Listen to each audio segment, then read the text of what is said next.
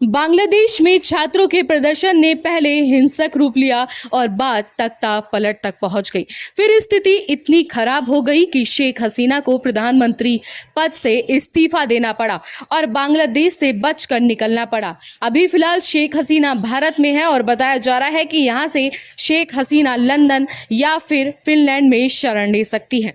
जी हां, आपको बता दें कि बांग्लादेश क्या 15 वर्षों का तक नेतृत्व करने के बाद आयरन लेडी के नाम से मशहूर शेख हसीना को इस्तीफा देना और देश से भागने के लिए मजबूर होना पड़ा। पिछले महीने कोटा सिस्टम को लेकर शुरू हुआ सरकार विरोधी प्रदर्शन सोमवार को अपने चरम पर पहुंच गया। ढाका की सड़कें जो पिछले 3 हफ्तों से हिंसा और मौत से दहल रही थी, उनके देश से बाहर निकलने के बाद जश्न में डूब गई। शेख हसीना ने फिलहाल भारत में शरण ली हुई है। पड़ोसी देश की मौजूदा स्थिति को लेकर भारत में भी तरह तरह की राजनीतिक प्रतिक्रियाएं सामने आने लगी है।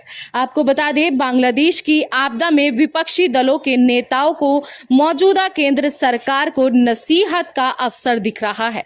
शिवसेना सांसद संजय राउत ने भी बांग्लादेश के हालात पर टिप्पणी की है। जी हां, संसद परिसर के बाहर मीडिया कर्मियों से बातचीत में संजय राउत ने शेख हसीना को प्रधानमंत्री के रूप में विफल बताया और उन पर बांग्लादेश को तानाशाही तरीके से चलाने का आरोप लगाया। पत्रकारों ने जब संजय राउत से हसीना और बांग्लादेश में उपजे हालातों के बारे में पूछा तो उन्होंने कहा, शेख मुजीबुर रहमान और उनके परिवार ने भारत के साथ अच्छे संबंध बनाए रखे हैं। इंदिरा गांधी के कारण ही पाकिस्तान के 2 टुकड़े हुए और बांग्लादेश का निर्माण हुआ।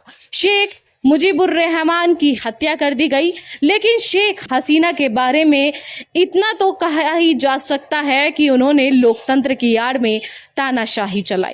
लोकतंत्र के नाम पर तानाशाही चलाने और देश की आज़ादी को खतरे में डालने वालों को देश की जनता माफ नहीं करती।